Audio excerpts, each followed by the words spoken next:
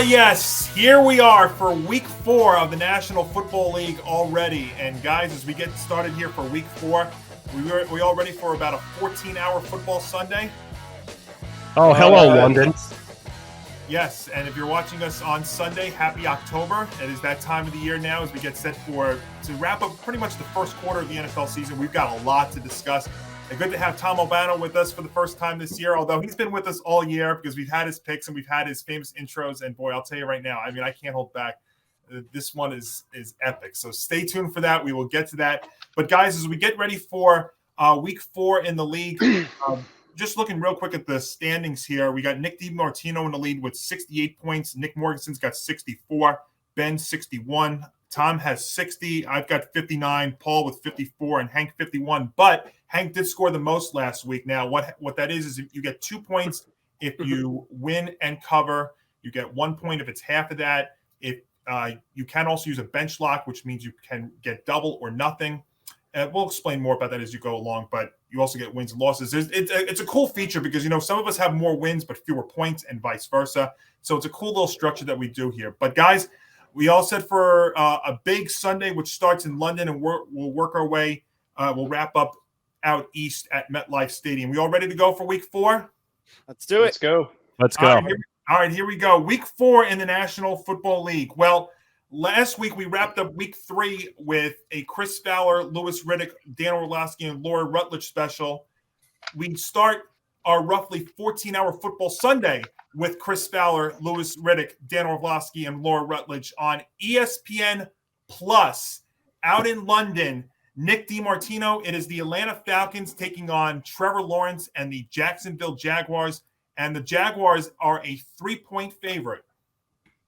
3 points. All right. I'm going with Jacksonville, even though I don't like London games because, both teams are going to be like jet lag and we don't know how it's going to affect them.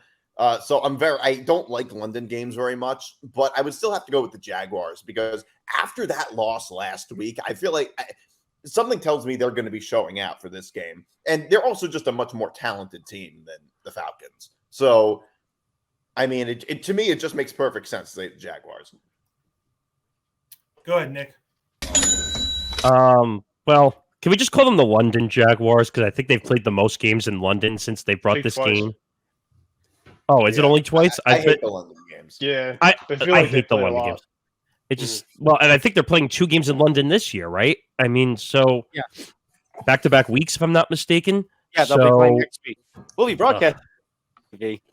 That's right. I forgot we are doing that game as a live stream. But yeah, the Jaguars are the better team. They played a close game last week. I don't know what to make of the Falcons. Like, they play good football and then they don't play good football. I'm just going to stick with my gut with a 3-point spread and just take the favorite. All right, Tom, we get to hear you for the first time in person. Go for it. All right. Football Friday debut. Listen, I think the Falcons are a little bit underrated. I think I picked them during the preview as my pick for the NFC South this year. I think Bijan already off to a really good start. I know people are, more fantasy people are kind of pissed off with how Legier is used, but I like that beast combination 1-2. And I think Desmond Ridder stepped up. This team, the Atlanta, has a lot of talent. That being said, kind of like what Nick DiMartino are just a better team. Trevor Lawrence, is really finding a stride. Calvin Ridley off to a pretty damn good start in his comeback season. The Jaguars just seem to be in complete control of the AFC South already. We're only 25% through this NFL season, not even 25%, I should say. Yeah, I'm going to say take the money, go with Jacksonville. Hip, hip, cheerio. All right, Ben. I'm going to go with the Jags, but I have the Falcons taking the points. The Jaguars the last couple times overseas have been really close in both games. If you remember, they played against the Dolphins. I think it came down to a field goal. They also played against the Broncos, and it was very low tight. I think that with the 3-point spread, I think specifically that it's going to come down to, within a drive. And I think that the Falcons are going to do what they can to cover those points. And so, I think the Jags are going to win, but the Falcons take the +3. So as bad as the Jaguars' offense has looked for the last 2 weeks, I still trust Trevor Lawrence to make more plays than Desmond Ridder, who now has 4 career touchdown passes there. They've been pretty good against the run, and if the Falcons' run game isn't clicking, well, we know how that scenario played out last week.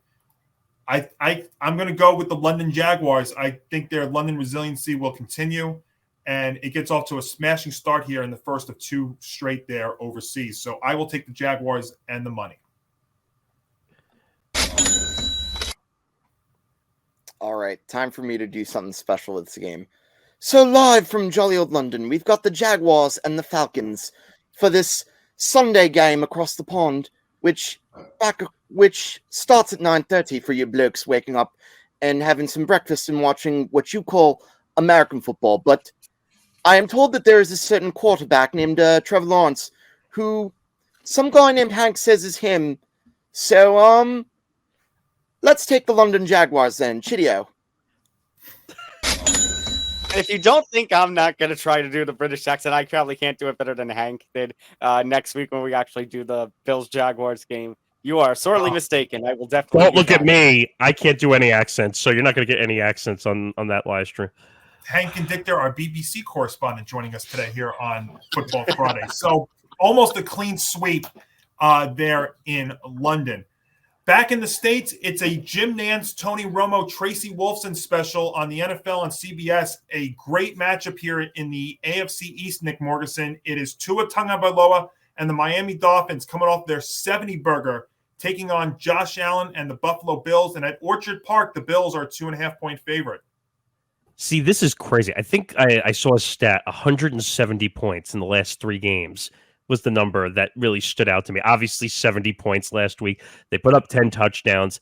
They completely embarrassed Broncos Country Let's Ride last week. So it's not that hard to do that. Yeah, true. That's right. That's a good point. But I don't know. The Dolphins have an incredible offense. I wasn't expecting, and that was with Jalen Waddle out in concussion protocol.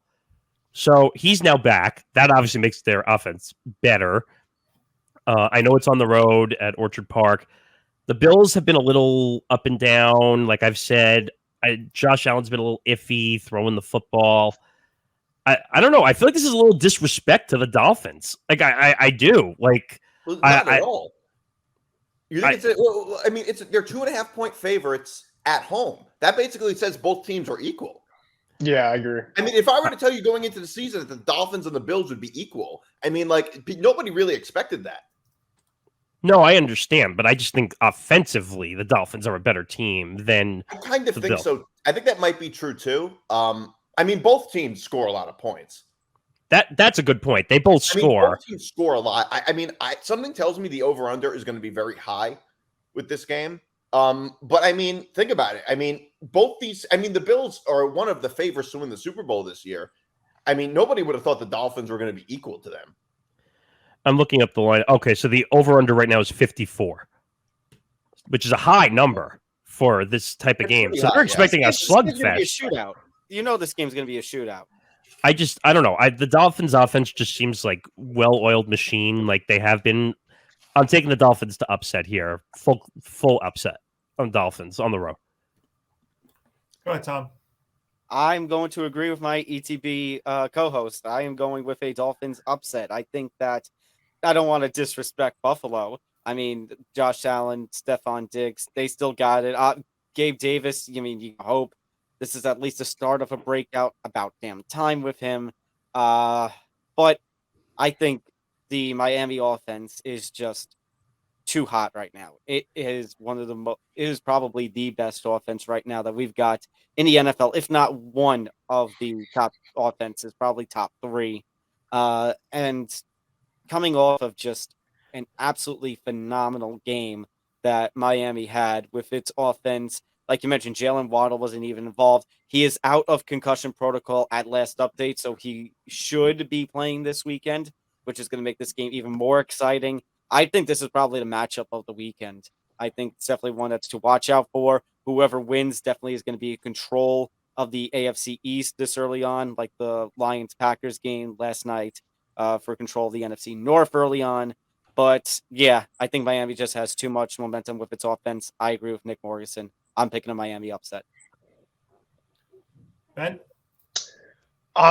This is obviously going to be a shootout. It's going to be probably the game of the weekend. 2.5 specifically. They obviously, like Nick was saying, it's pretty much tells you that both teams are fairly equal at this point in time. I'm going to go with the Bills here to cover, but it's not a very comfortable cover. Obviously, you want to say that.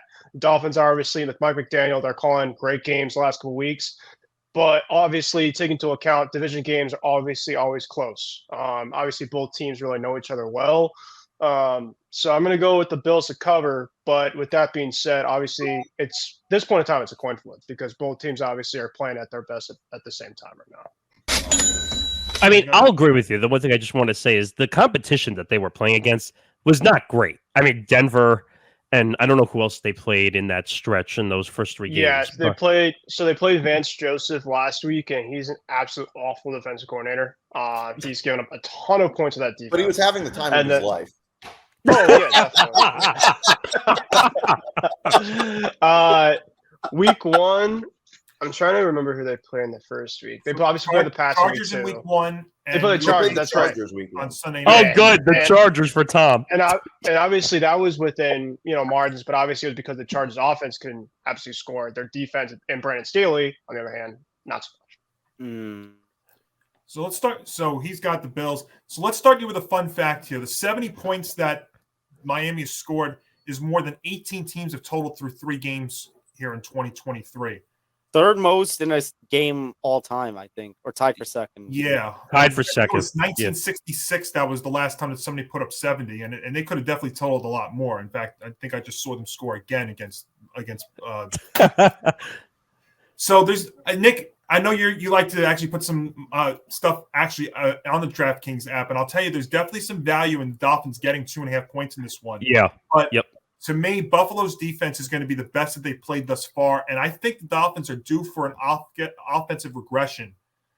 But at the same time, the Bills are going to be facing Tua and not Teddy Bridgewater or Skylar Thompson from last year. Now when Tua did go up to Buffalo in the regular season on that Saturday, I think it was in Week 15, they did win, but I don't think this offense is going to continue. Even though Waddle looks like he may be back, I think they are going to be due for regression. And I think the Bills defense will be able to make a key stop in this one. And that it's under a field goal now. The Bills can win by a field goal. I will take the money with the Buffalo Bills at Orchard Park. All right. You want me? All right. Let's go ahead first. I disagree. Let Hank go. Sorry? Let Hank go. Let Hank go. Oh, sorry. Yeah, You're Hank good. go. You're good. Look, I'm just gonna go out there and say it. I think the Dolphins are for real. In fact, I told you before the season that I have the Dolphins winning the AFC East, and I also told you before the season, stop drinking the Buffalo Bills Kool-Aid. And guess what? You think that's gonna change? No. Give me Miami. There you go. Nick D, you can wrap us up here. I totally disagree. I'm going with the Bills. I'm a lot hotter on the Bills now than I was before. Both teams are kind of here's the thing. The Dolphins killed the Broncos last week. But, I mean, you have to remember, the weeks before that when they played the Patriots and the Chargers, those games are very close. It's not like they dominated those teams.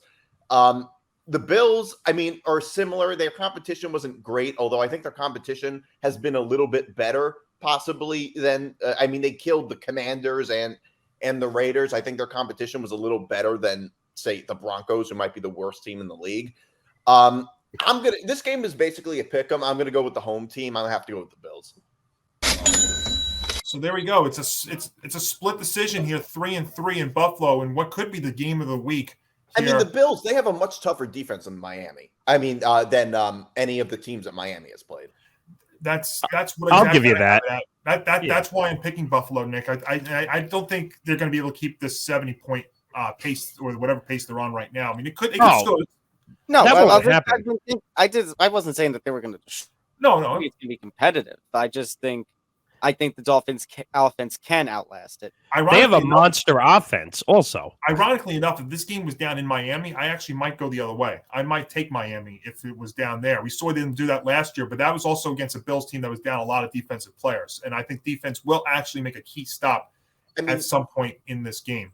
I don't know what the weather's like up there right now, but that certainly would play a part. I mean, if it's colder weather, it's going to be a lot harder for a team like Miami.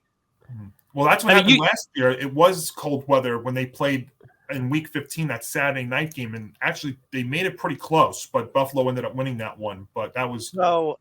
I just did a little quick Google foo. 1 p.m. Eastern on Sunday, October 1st. According to my weather app, it's going to be 72 degrees in Buffalo. Really? Wow, that is very mild for Buffalo in October. This time of the year, at least. Yeah, definitely. It's going to be 80 here on Sunday. Yeah, this will be a game where I go out to the bar on Get ready to go back to the beach. I have my eyes glued on for sure. After all that rain in New York. Ugh. And don't worry, that 6 feet of snow will be coming there soon enough. Ben Cruz, it is an Alex Faust, Brady Quinn, Megan O'Leary special on the NFL on Fox with a battle of 0-3 teams, the Minnesota Vikings and the Carolina Panthers, and the Vikings are laying 4.5. Yeah, obviously some team has to win, right? The Panthers obviously that's kind of what it is. The Panthers obviously they might get Bryce Young back, I think, this weekend. I think that's what Shefty said this week. So obviously things can change. But I'm going to go the Vikings here to cover. I think personally they've been pretty much in like all these games here, and I just think that they're due for a win.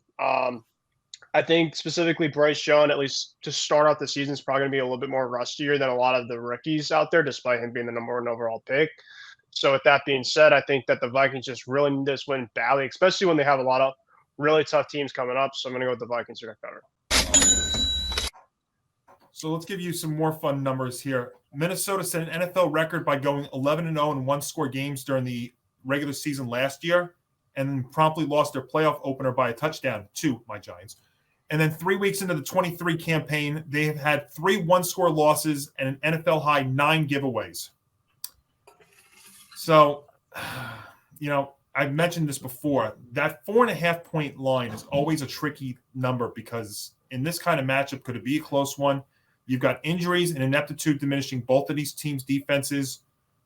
So, a couple of things here. I'm going to go with the offense with the better quarterback, the better weaponry, and the better offensive line, and that'll be the Vikings. And then if you're also in doubt, I'll do it again.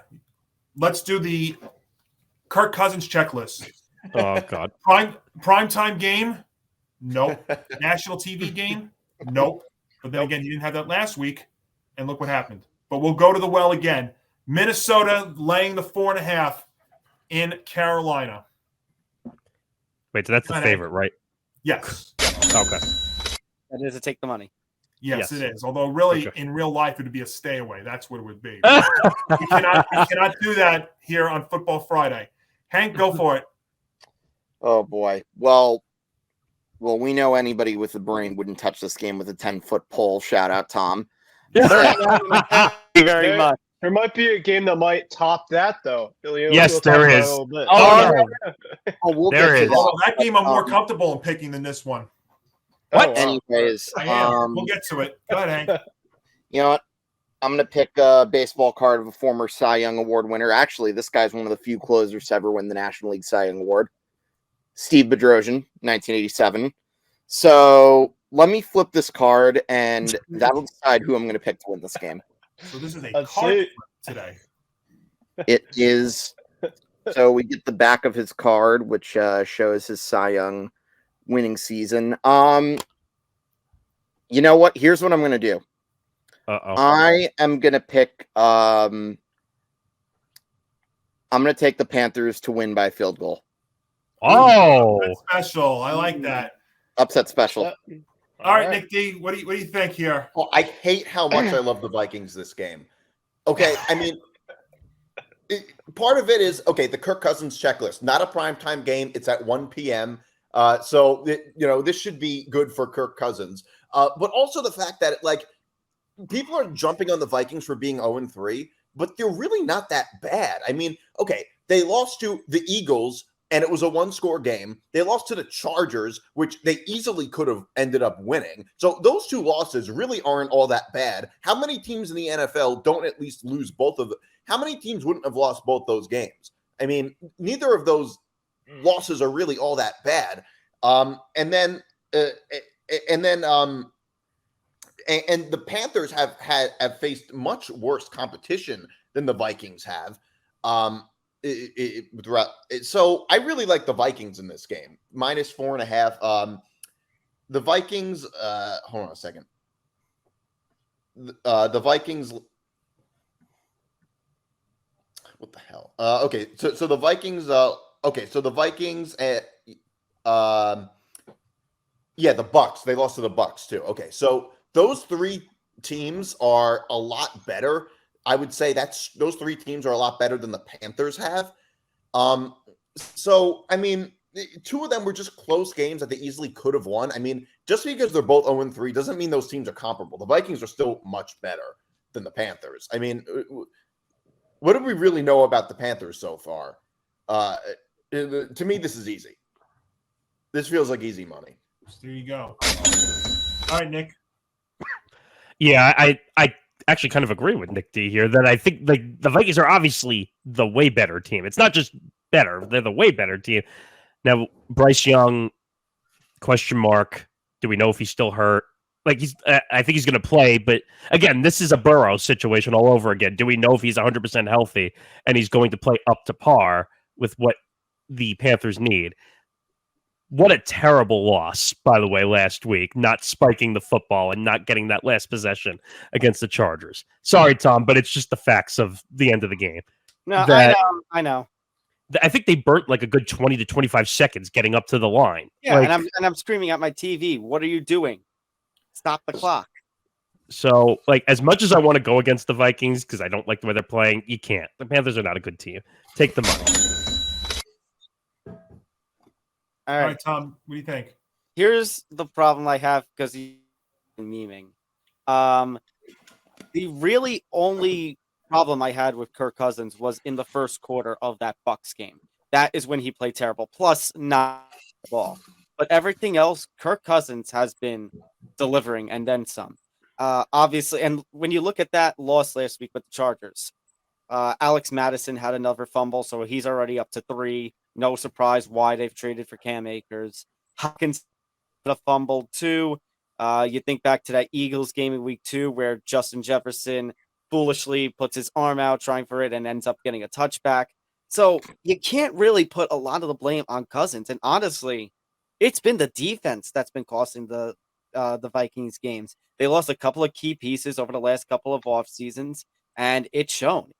He has hurt this Minnesota team. Now, that being said, Nick D, that the strength of competition they've been playing, Tampa Bay has proven kind of surprise under Baker Mayfield at the helm. Philadelphia is Philadelphia. And then the Chargers, I mean, they should be better than what they are. So that being said, the Panthers really haven't. I mean, the Panthers have shown signs, but they, like you said, there's sparks. We don't know how healthy that Bryce Young is going. So here's what I'm going to say, and let me pull up what I texted in our little group chat. Oh. I'm going to take the Vikings, but I am not going to take the money. The defense is so bad. It's kind of like what Ben said to start this thing. You know, somebody has to win, but each team is going to find ways to try to give the game to the other. So you're going to find a way to make it close, like field goal distance. Now, that being said, if the Vikings can't win this game, then I think the only games I'll ever feel comfortable picking them for the rest of the season are the 2 games they play the Bears. Yeah, that's not saying much. That's real low-hanging fruit. I will say the defense is the one thing that Carolina does have an advantage of in this game. Their defense is better than Minnesota's. That would be the one reason why you would give the Panthers a chance in this one. And they are home, and they have beat some good opponents at home last year. Now, obviously, it's a new year this year, but that would be the one thing. And 2 other things with that game last week. Number one, the Vikings, bailed out Brandon Staley because he made another goof in that game where if they would have lost that, I think he would have been fired starting 0-3 the way he did. And I'm sure that we all were watching the game in real time, and our heart skipped a beat when we saw what happened with Justin Jefferson there and how that non-contact injury, but he ended up being all right, which was a good thing for football and for the Vikings. So we're all in agreement, I think, that the Vikings are going to win. Hank and Tom, though, will grab the points with the Panthers in this one. Well, I don't need to say anything else except, Nick, roll it. Stop! He's already dead. Krusty the Clown, everybody. Broncos country, let's ride.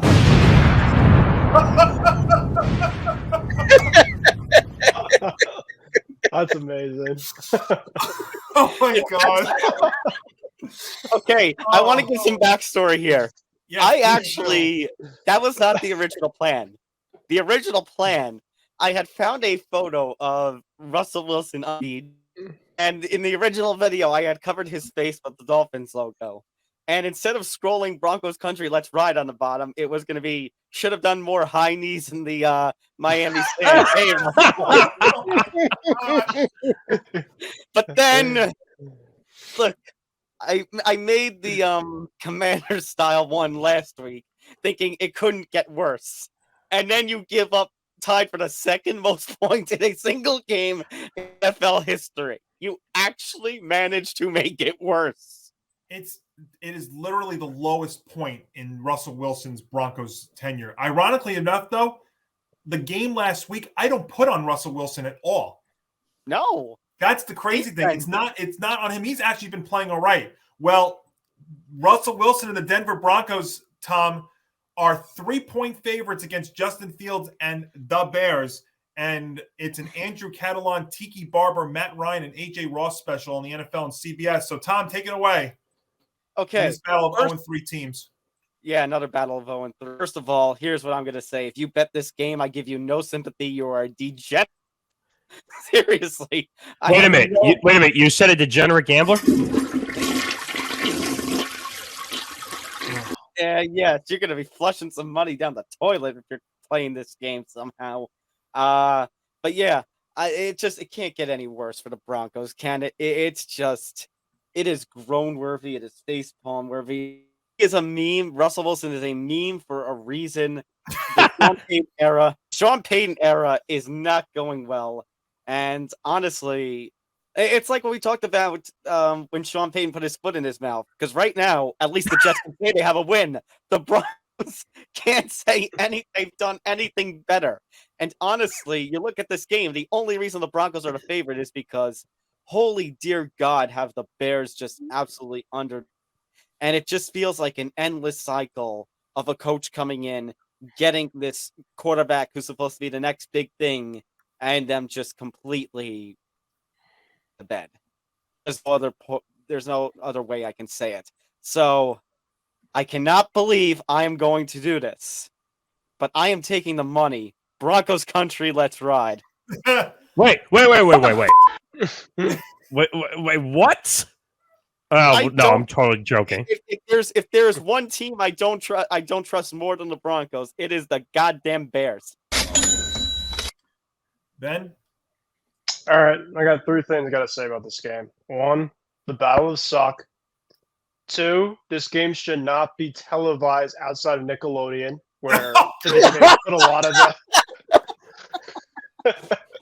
And 3, somebody has to win, like I mentioned, the Vikings-Panthers game. So the Broncos, I'm going to say, win this game, but the Bears are going to cover. These two teams essentially going to play right down to the wire. The Broncos can't defend. The Bears can't play offense. So it's going to be a Broncos win, but a Bears cover, and it's going to be a masterpiece. You mean a disaster piece? I feel sorry for Catalan. Yeah. Oh, jeez. All right, guys, we're going to make this pick very, very simple, all right? Hang with me and understand my logic here. We're going to go with the team with the better coach, the better quarterback, and the better offense. Broncos country, let's ride. And just to be more specific about that, Russell Wilson has at least recorded a handful of solid possessions each game, even last week. The Bears have tallied multiple first downs on 12 drives this season. Wow. That's it. Go ahead, Hank. You know, I was going to use this Juan Samuel card here since he represents one of the worst trades the Mets ever made. They traded him for the Mets got him in exchange for Lenny Dykstra in 1989, June 15th. But instead, since Tom brought up degenerate gamblers, I'm going to flip this here Pete Rose card. Wow. So let's flip the card, shall we? Okay, it lands on the baseball statistics, but you know what? I'm just going to be goofy with this game. I'm going to pick. I'm going to say the Broncos will win this game by 2 points, 18-16. So Wow. I think the Bears to. What is going on here? I don't know. I wanted to pick a weird score with this game, so that's what I'm going to do. It's actually not a crazy score. They're either. both weird teams, so I could definitely see why. Yeah. In a bad will probably not situation. be on my bar on Sunday. Nick D, go for it. I have to go with Denver. I mean, the thing is, both these teams are bad, obviously, but I mean, the Bears are also like hopelessly bad. The Broncos were at least in a few games. They lost by 1 to the Raiders and they lost by 2 to the Commanders. It's really last week's game that is carrying most of the hate for the Broncos. The Bears, they've lost every game so far by at least 2 scores, by double digits. Oof. So, I mean, both of these teams are being ripped on up and down. But I mean, like you said, Tom, like you said, Johnny, the Broncos, they have a better quarterback and a better head coach and definitely a better offense. I mean, I'm going to have to go with the Broncos here. I mean, they're a demonstrably better team. I mean, other than last week, which was one game that was so horrible, which, by the way, I think the same thing would happen to the Bears anyway. I mean, the Bears this year are like hopelessly bad. I mean, they feel like a potentially 0-17 team. Like this team so far looks historically bad. The Broncos at least seem to have some competency this year compared Somewhat. to them. Somewhat. Well, compared to the Bears, I would say. Oh, compared to first of all, anyone is better than the Bears. But I mean, Cardinals the are Bears, they're not in any of these games.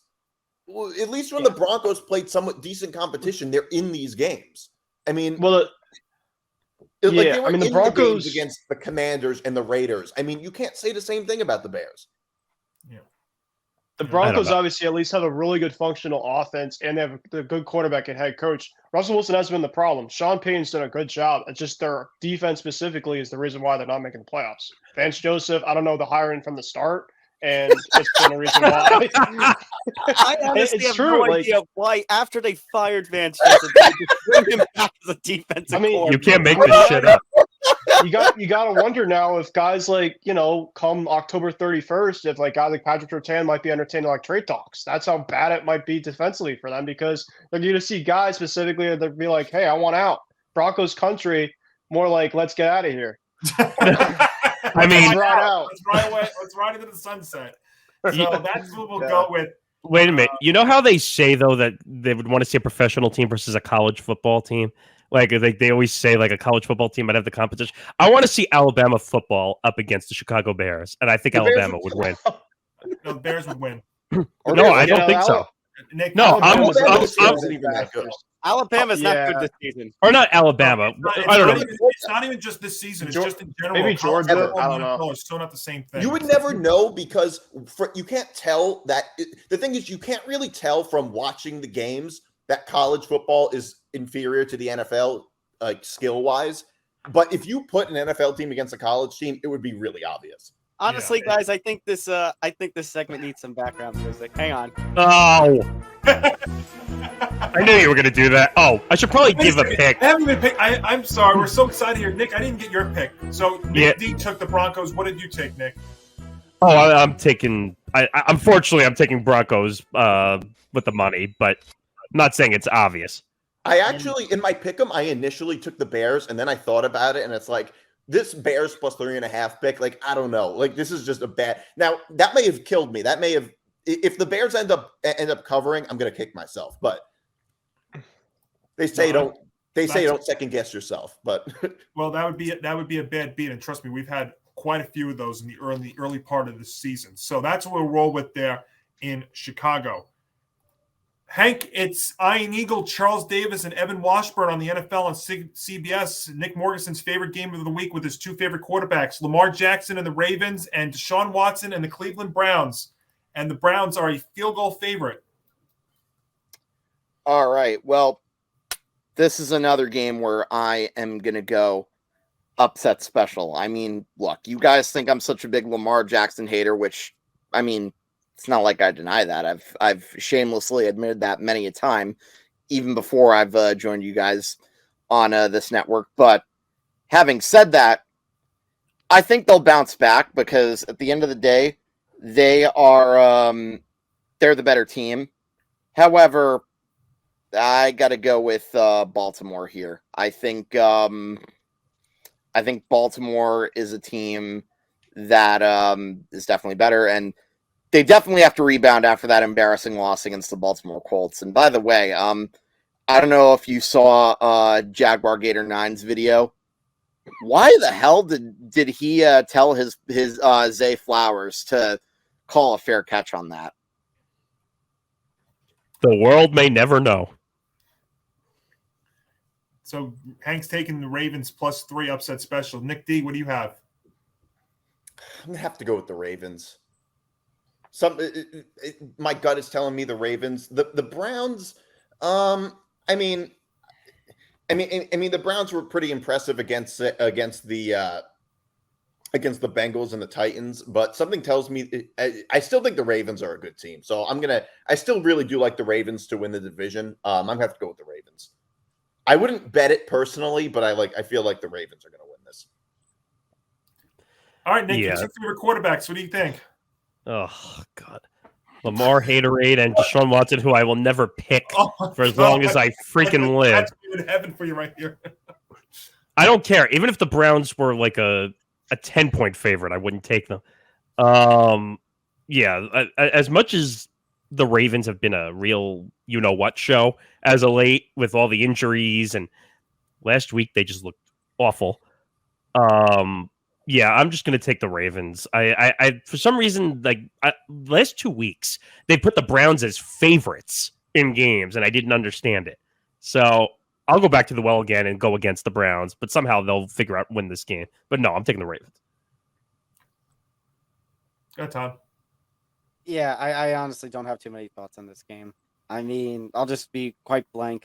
I mean, the Ravens, I said that they were going to be the most overrated team, and right now, with all the injuries that have developed with this team, it feels like same as it ever was.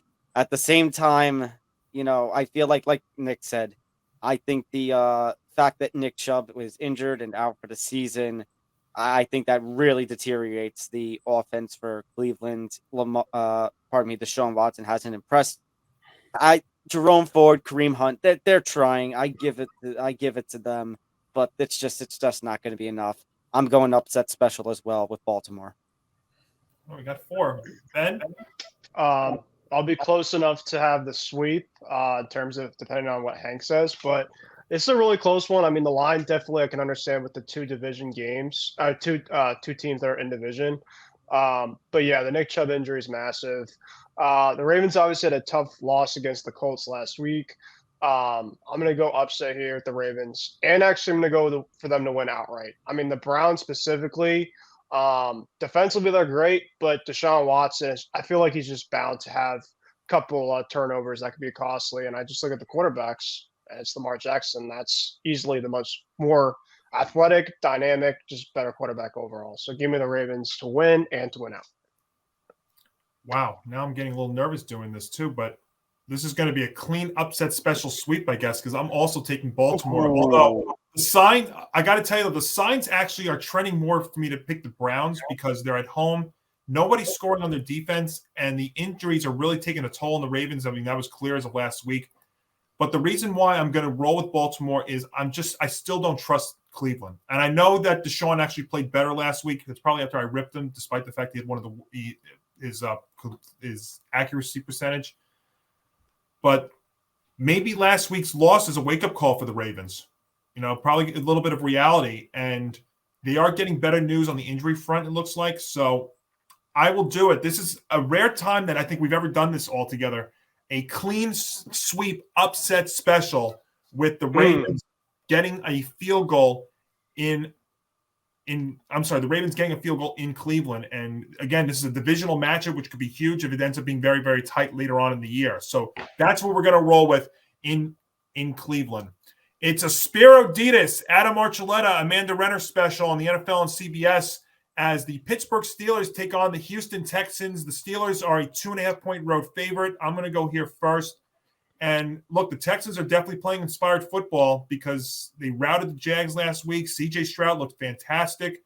But I think he's going to be in for a reality check because while Stroud is 1-1 against Super Bowl head coaches in his young career, Mike Tomlin is 24-4 career against rookie quarterbacks. And I know that he looked good, Stroud did, against the Jaguars pass rush, but this Steelers unit arriving on Sunday is going to be arguably the toughest test he'll encounter, including my defensive player of the year, TJ Watt, who has leading 6 sacks.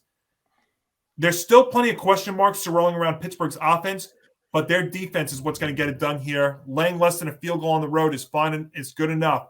I'm taking Pittsburgh and the money in Houston, Hank. I think that's a good call. In fact, I am completely in agreement with you. I think as great of a win as that was for the Texans. Going up against Pittsburgh and TJ Watt. Good luck this time around. So give me the Steelers. All right, so in my pick'em, it was actually plus 3.5. Now it went down to now it's down to 2.5, and that makes a huge difference. That 1 point. Since it's down to 2.5, I'm gonna have to go with the Steelers. I mean, I don't love this game either way. I don't love it because the Texans are clearly a wild card. They just put up 37 points against the Jags. I mean, nobody could have ever thought of that. But the Steelers really aren't all that bad this year. So 2.5 points, I would have to just take the Steelers to win by a field goal. See, I think Nick and I are sharing a brain because I think if this was 3.5, I think we'd be talking about something different here. Oh, I would take the Texans 3.5. I agree with you 100%. That's what I was leaning towards until this number came down. Nick Morgasen, what do you think?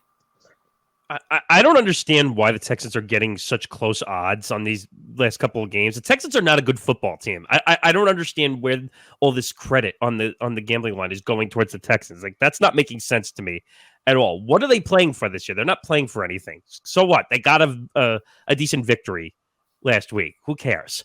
The Steelers are a much better team. I'm tired of people shitting all over the Steelers. I think they're a much better team than people give them credit. This is an obvious take the money. One concern I have with what you said, Nick, is the usually happens when the Steelers, when we talk about, this is an easy Steelers win, they have one fatal flaw that our good friend Tree likes to point out. They play down to their competition. And I would not be surprised if they did that this week. That being said, I think I do give the Texans some credit, but I mean, the defensive unit of the Steelers is it's next level.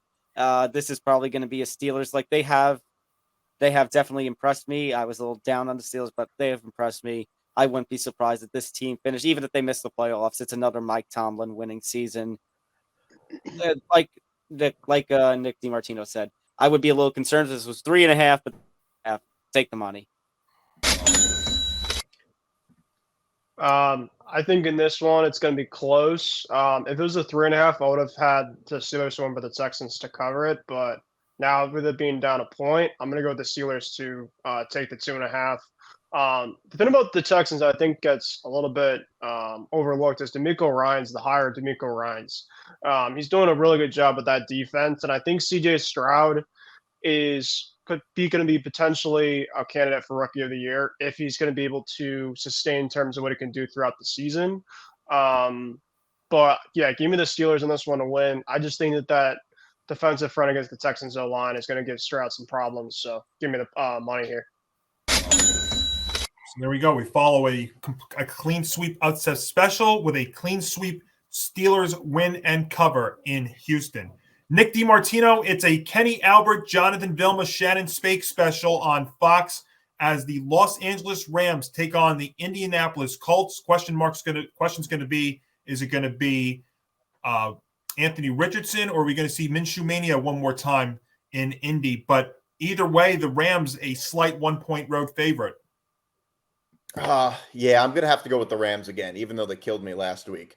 They're only giving 1 point. I mean, the Colts are kind of a wild card. They're not that good of a team, but the Rams at least, I don't know. I mean, they at least have the potential. That I do think that the Rams are really a better team than the Colts right now. Part of the problem with this is that we don't know who's going to be the quarterback for the Colts. But right now, I'm going to have to go with the upset, the Rams. I'm sorry. The slight favorite, the Rams. In my pick'em, I think the Colts are favored by 1. Yeah, this line moved a little bit here and there. I think the line moved a little bit, but I would still have to go with the Rams. I mean, it's only 1 point. Yeah, this game is kind of a crapshoot. Even though the Rams are the better team, no Anthony Richardson, concussion protocol. As much as I like Gardner Minshew and I love the Minshew Mania and all that nonsense, they're not a good team. They still don't have Jonathan Taylor. Their running back situation's a mess. Yeah, I'm going to take the Rams to cover. Yeah, so I have some advice. Number 1, Gardner Minshew, if you are the starting quarterback for this game, please do not pull out Dan Orlovsky again. They managed to get really lucky in the Ravens because of how good Matt Gay's kicking was, and Justin Tucker, showcasing some actually these unbelievable field goal attempts. That being said, yeah, the Colts aren't a good team. Anthony Richardson or not. Jonathan Taylor, their big piece, is missing. Running back has a big question marks. There's all a bunch of question marks with this Colts team. Even the Rams have showcased their but I think Matthew Stafford has picked it up a little bit. Tutu Atwell, Puka Nacua have shown that they have the ability to have some breakout seasons here. They got some decent youth. Obviously, you wish Cooper Kupp was this game, but obviously not. Yeah, this one's a crapshoot. I'd stay away from this game betting wise, but I would lean to LA.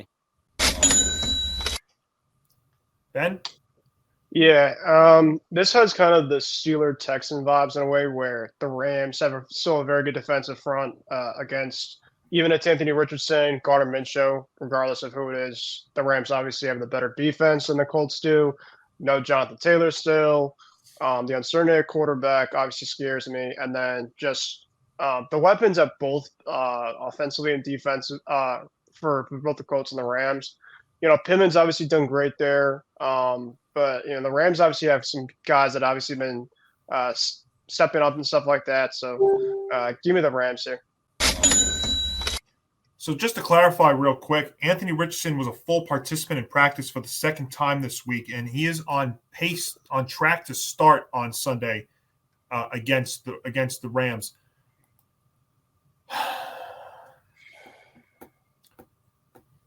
So the Rams have lost 2 one-score games, and it's definitely shown that the absence of Cooper Kupp is becoming more apparent with each week. And I'll tell you what, I have been wrong on Indy so far. I thought they were going to be terrible this year. They've actually not looked that bad through 3 weeks.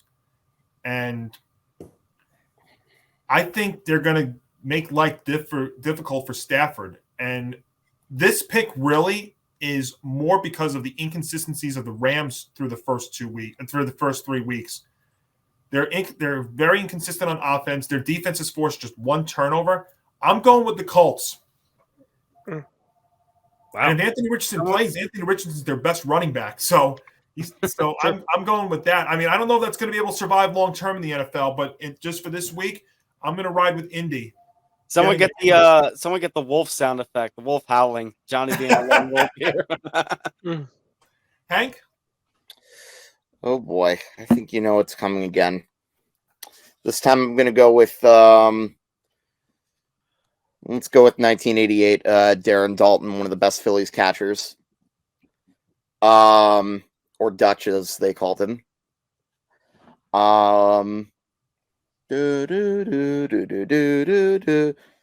Okay, this one lands on Darren Dalton.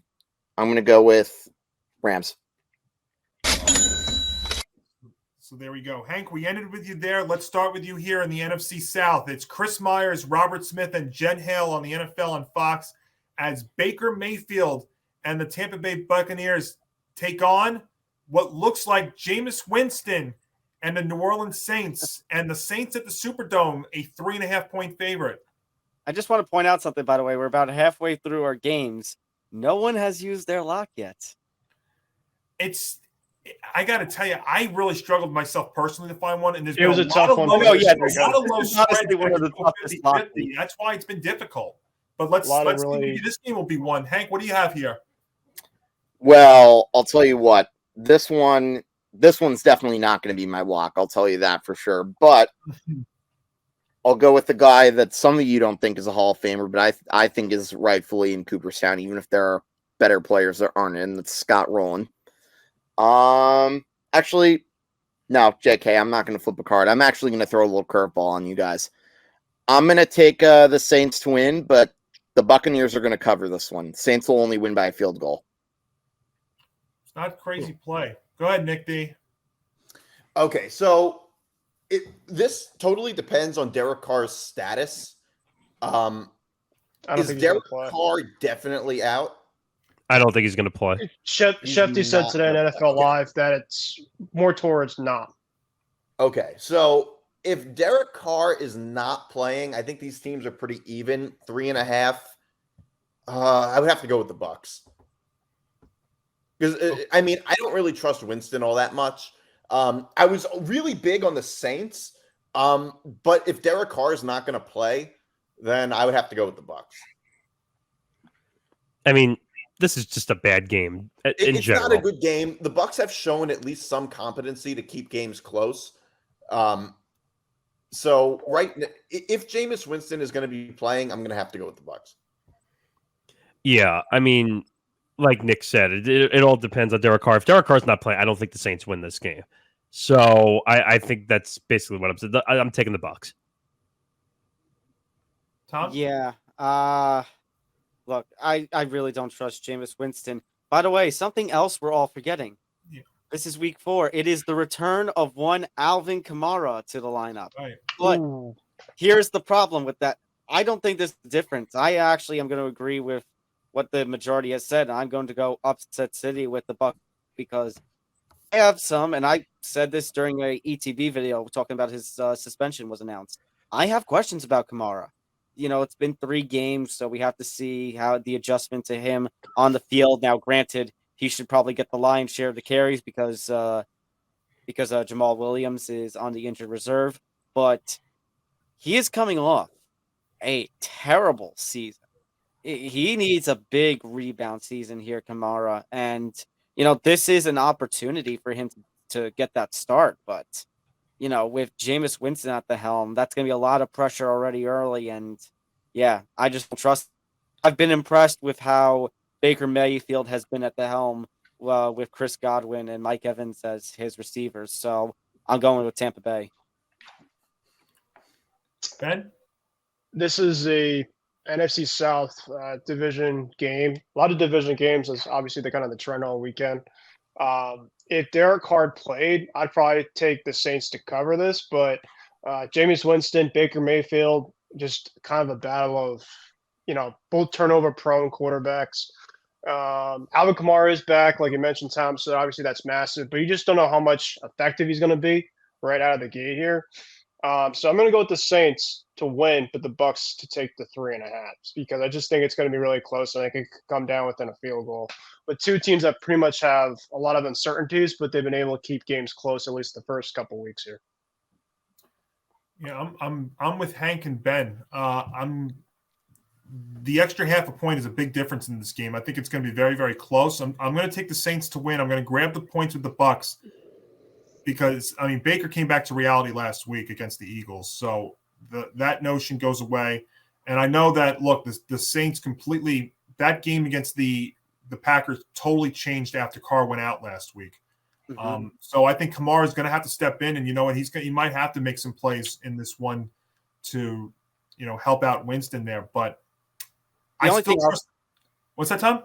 The only thing I'll say is, again, like we've been saying with a couple of these games, like we talked about with the Vikings, when they're lost to the Eagles, it's Philadelphia. Yeah, I think Philadelphia is head and shoulders above everybody else. I think that's an unfair comparison. Yeah, see, I think also this game being in the Superdome, I think they'll be able to at least contain Baker and Mike Evans. Maybe not as much as the Eagles did last week, but it's going to be a very, very close one. You remember the last Saints at the Superdome earlier this year played a 1-point game. I think it could be along those lines too. Probably like the 18-16 that Hank was referring to earlier in a previous game. So I'm going to take the Saints to win, but I will take the Bucs plus the 3.5 in this NFC South matchup, which is actually a very big one for both teams, despite two crappy quarterbacks starting in this one. Let's see here. Let's go to Nick Morgasen. Nick, an NFC East matchup here with Joe Davis, Daryl Moose Johnston, and Pam Oliver on the NFL and Fox as Sam Howell and the Washington Commanders take on Jalen Hurts and the Philadelphia Eagles, and the Eagles with a 9-point favorite. So it's between this game and another game, which you probably know the other game I'm thinking about for a lock. So it's either this one or that one. And you know what? I'm going to leave it for that one. So I'm just going to pick this one. The Eagles are going to win. The Commanders are not a good team. Have they shown some resiliency? Yes. But Sam Howell is not your starting quarterback of the future. I'm sorry. It's not. The Eagles are a dominant team. They don't show it at times, but they are definitely a dominant team. Take the money. Take the cover. The Eagles are going to win. Like my cohort, Nick Morgasen, I was also tempted to pick this one as my lock. However, a couple of things. I mean, first of all, it really is no matchup with Jalen Hurts versus Sam Howell, with the defensive unit of the Eagles versus the defensive unit of the Commanders. Now, granted, Chase Young has been back. But the Commanders have shown resiliency, and that's also why I'm kind of not picking this one as my lock. And also just, it's divisional. I forget who said it before. I think it was Ben. When you got these divisional matchups, some crazy what can happen. That being said, I still think the Eagles, how I feel about the Eagles and my prediction on them from the preview. I think they are dominant. I will say take the money, even with the big 9-point line. I'm just not confident enough to pick it as my lock. Let's see. I knew it. That's why I didn't say it, because I knew you were going to do this. Hail to the foreskins. Or, I mean, commies. No. Yeah, right. Get out of here. Like I'm taking Sam Howell to even cover against Jalen Hurts. No, I don't know that I'm going to take this as my do I? This is a tough call. Nah, I wouldn't use this as my lock of the week, but I am confident that the Eagles are going to win. Give me Philly. Ben, what you got? So it's another division game. Like you said, Tom, crazy things happen, but I feel like the Commanders are a pretending type team. Their 2 wins that they had were against the Cardinals, which I know the Cardinals obviously been really tough this year. And then the next one was against the Broncos, where they came back, but the Broncos defense is the Broncos defense. Obviously, they played the Bills, and obviously that was a measuring stick for me in terms of how they're going to be, and they got absolutely shellacked. So I think that specifically with Sam Howell after 4 interceptions last week, the Eagles have a very good defense. And what is one thing, guys, trick trivia question. The Eagles and the Phillies do really, really well. What do you guys think? They both play well, fantastic at home. They're both really good home teams specifically. So with that being said, I'm going to go the Eagles to cover. And I think that the Commanders just struggle again, especially with the really good defense. Well, wait a minute. Phillies and the Eagles at home? I thought the Phillies were at Citi Field this weekend. Well,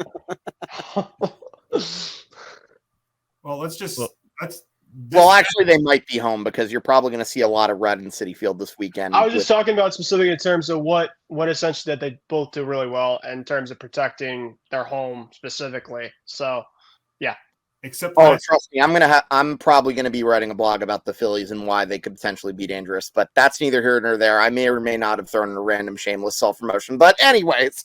except for the fact that this matchup last year, the Commanders won it outright despite being an 11-point dog. Well, this is not even about Jalen Hurts against Sam Howell, guys. This is the Philadelphia running attack that is going to be a big problem for this Commanders defense. I mean, DeAndre Swift has been an absolute beast so far through 3 games, and the Commanders gave up 168 yards on the ground to the Bills and also allowed Sam Howell to get sacked 9 times. I'm 0 for 3 in doing this, but there's not a lot of great games to do it this week, guys. So you know what we're going to do? We are going to put a bench lock on the Philadelphia Eagles minus the 9 against the Commanders.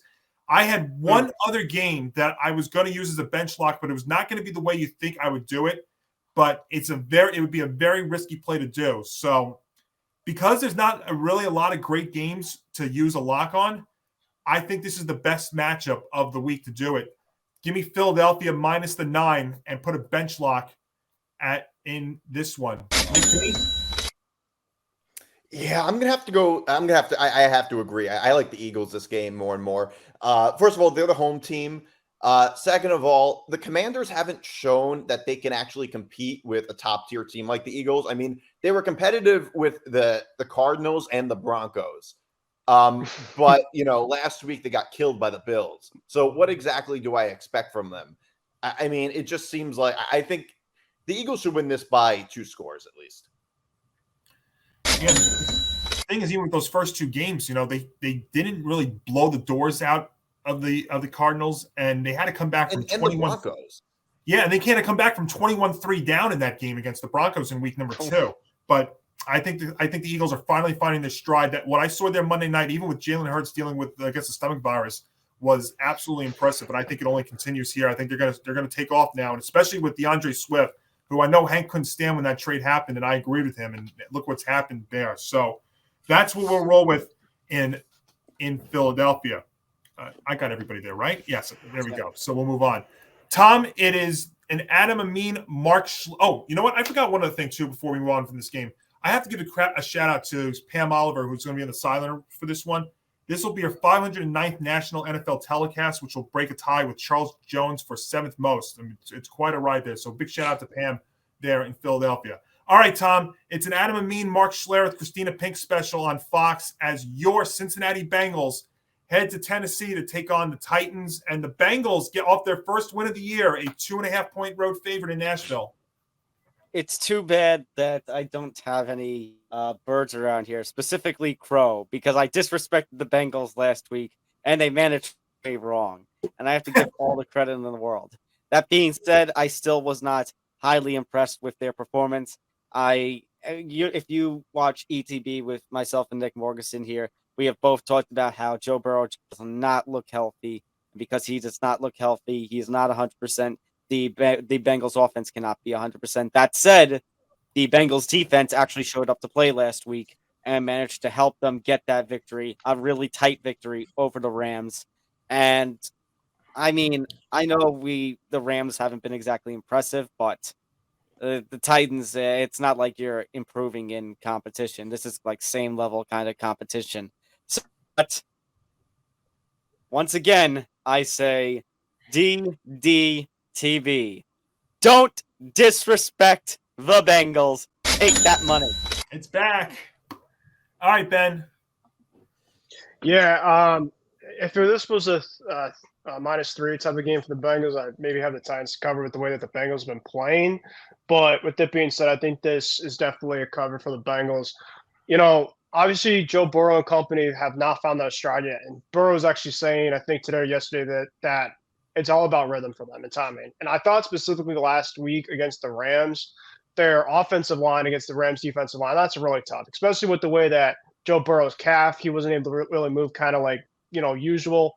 But the Titans, essentially, their defense, they gave up a lot of points last week to Deshaun Watson, who I'm not really high of a lot this year. Nick Chubb was out. And so I think that the Bengals offense can maybe have a come-out party this weekend. And I think that they're going to be able to cover this one. I think that Jamar Chase, the way he played last week, maybe T. Higgins can have a rebound after last week. And obviously that defense that the Bengals has against a team like the Titans and Ryan Tannehill, I think this is going to be a cover here. Yeah, so here's some weird numbers for you. How do you pick between these two struggling outfits? Total yards per game, the Bengals are 30th, the Titans are 31st. Points per game, the Bengals are 28th, the Titans are tied for 29th. First downs per game, both tied for 29th. Average time of possession, Bengals 20th, Titans 19th. They're both allowing the exact same number of points per game, just over 22. So in this battle of bottom of the barrel offenses and overtaxed defenses, I'm going to take the team that's got the ultra-talented receiving core, and that is the Bengals, who are laying less than a field goal, which also helps in this one too. I'm going to go with them. Tennessee's offense has been nothing to gloat about over the first 3 weeks, guys. I think this is a low-scoring defensive game. Derrick Henry was awful last week, and if he can't get going, this team's got no chance. I'm going to take Cincinnati taking the money in this one. Another thing too, Johnny, about Derrick Henry speaking really quick. He essentially hasn't been getting as much, load action the last couple of weeks, and they've had another kid that's been playing a lot more. My gut specifically maybe tells me that the Titans are going to go more through a full rebuild at some point, and they might want to trade off with Henry at some point specifically. I was actually just going to say, Ben, that it feels like last week that TJ Spears is getting more of the attention. Yeah, that's the idea of trying to move on from Derrick Henry. And you brought it up, and they talked about during the offseason. I guess it'll come up during the deadline about about paying, to get over the top if they would pay the little premium kind of price for somebody like D. Henry. I think the Jets should go after Ryan Tannehill. I mean, I can't be any worse than, listen, it can't be any worse than Zach Wilson. Obviously that's a really low bar. Kidding me? Why are we making this about the Jets? Ryan, wait a minute, how did this get me about the Jets? Yeah, no, because I was saying, I was just saying because Tannehill is a better option for the Jets than a lot of the other names that are floated Anybody out. who doesn't have their arm amputated is a better option for the Jets. Like that's a good point. I agree. I wasn't trying to. I was trying to connect to the Jets. Wildcats. What's the difference? We don't need a quarterback. Just run the Wildcats 60 times. We'll get to their game. I wasn't trying to have it connected with the Jets, but the only reason why I mentioned because the Titans are probably going to go full on rebuild and potentially at the deadline, if they're not in terms of where they want to be, the Jets might need a quarterback. He might be available. So I don't know. It's not crazy. I mean, it's better than a lot of the other names that I've heard. So Hank, go ahead. Yeah, obviously he's not popular. Look, let's just cut right to the chase. You think I'm going to be disrespecting the Bengals against a mid team like the Titans? Come on now. Both teams are mid this year. Well, yeah, this year, but I mean, Bengals. I think I know where Hank is going. The Bengals have the potential to be better than what they actually are. The Titans. Yeah. Correct. That's exactly what I'm saying. Give me the Bengals. There you go. All right, Nick D. All right. Yeah, I'm gonna have to go with the Bengals. Better quarterback, much better receiving core. The Bengals at least have the potential, like you said. The Titans' offense is all Derrick Henry, and if he's, their offense really isn't good this year. So, yeah, I'm gonna have to go with the Bengals. To me, it just feels right. They have the better quarterback, much better receiving core, much better offense, and they at least have the potential to be able to wiggle their way out of this, even if Burrow looks bad. And I don't like the Bengals this year very much. I mean, I'm no Bengals. I'm no Bengals fan, but the Titans really aren't good. No, they aren't good. I mean, but anyone who says that the Bengals won that offensively last week is under a rock or smoking something. Well, I mean, I think it was more. Yeah. The running game specifically is obviously was massive last week, but Yeah, but Burrow did. If anything, I just think this game is going to be low scoring. And in a low scoring game like this, I think the team with the better quarterback and better offense would at least be able to wiggle their way out of it. Oh, no doubt. But I'm saying I'm not saying this. I don't have to be pro Bengals to say that they can beat the Titans. It's not a huge deal. No. It could be like a 23-19 type of feel. No, and I agree. But anyone who said last week, Burrow didn't throw a touchdown, he threw a pick. He didn't have a big completion percentage last week, and he looked hurt still while he was out there. Why are we throwing him out there? I'm no doctor, but I've been saying this all along. Why is he still playing?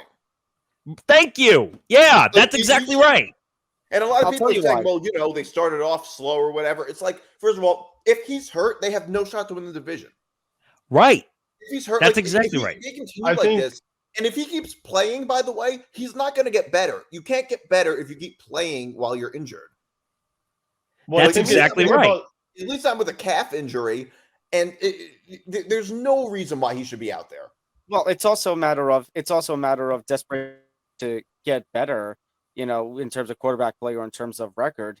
It's also the matter of they just signed him to that massive contract. But like that's not the point though. It's like, do they even have a good shot? I'm not saying you're wrong. I'm saying that's probably their logic. Oh no, they want him out there because he's a record-breaking contract at $275 million. They want every bit of him out there on the field. We're getting off track. My point is that I would take this as a cover because the Titans are just so bad with whoever's starting at the quarterback position. It doesn't matter. Derrick Henry's not going to win them a game single-handedly. So even with whoever the Bengals are, if that's A.J. McCarron or if it's Joe Burrow, they're going to win. So there you go. So a clean sweep for Cincinnati in Tennessee.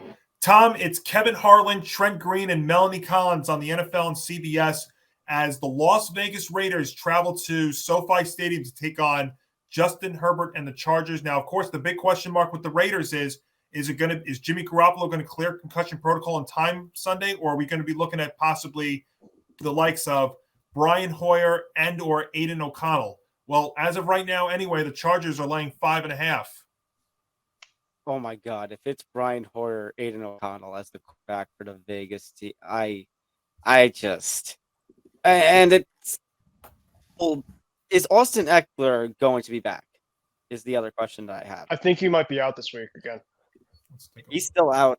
All right. I mean, that's devastating to the Chargers offense anyway. No Austin Eckler, no Mike Williams now done for the. That being said, though, the Chargers defense is a dumpster fire, but the entire Las Vegas Raiders franchise itself is a walking dumpster fire. And so I gotta believe that Justin Herbert and the way that he's been playing and what he can produce can get the Chargers to, cover the spread. Going to still say Chargers take the money, if only because the Raiders are just, like I said, bad. And I can't trust it. I don't think Jimmy Garoppolo is going to clear concussion protocol in time, which is going to force somebody like Brian Hoyer out there. Their offense is going to be lackluster as a result. The defense, I mean, when you're one of yours defensively in Chandler Jones is causing scares on social media and not playing with his mental health issues, I mean, that shows you the state of this organization. So I hate Brandon Staley. I hate the Chargers defense, but for the sake of the sole bright spot of this game and Justin Herbert, I'm going to say take the money. I'm not confident though. Yeah. So this is obviously another division game. It's the battle of head coaches that should both be fired by the end of it. Brandon Staley should not be around the Chargers. He should have been gone after last season. And then Josh McDaniels, the way that happened last Sunday, I don't know what you can say about that. What are you doing? That's obviously another field goal on 4th down as the game is coming to an end. They're up by 8 points. The Raiders defense can't stop you, essentially. It was just a massive risk to take, and I just still don't get it. But, the Chargers will do what they can to charge this game, but the Raiders are just that bad that I'm going to take the points here at -5.5. I just look at the quarterback play. Give me Justin Herbert over any of the quarterbacks for the Raiders any day of the week. And, I'm going to go with the Chargers here. And twice on Sunday. Um, You know what's funny? See, here's the funny thing. If Jimmy Garoppolo if I knew as we're doing this that Jimmy Garoppolo was going to start on Sunday, I would take the Raiders plus the points because he'd be able to throw in that 32nd ranked pass defense for the Chargers. But, if it's Brian Hoyer or Aiden O'Connell, I can't see it. I'm going to bank on the Justin Herbert, Keenan Allen connection here in this one and take the money with the Chargers over the Raiders. All right, Hank, go ahead. Well, let's see here. I'm gonna throw you guys another curveball. This was originally gonna be another coin flip, and I'm probably gonna go all or nothing with this one, just like Ryan Howard did with his swing back in the day. Wait a minute, a 5.5-point line is a coin flip? No. I was joking.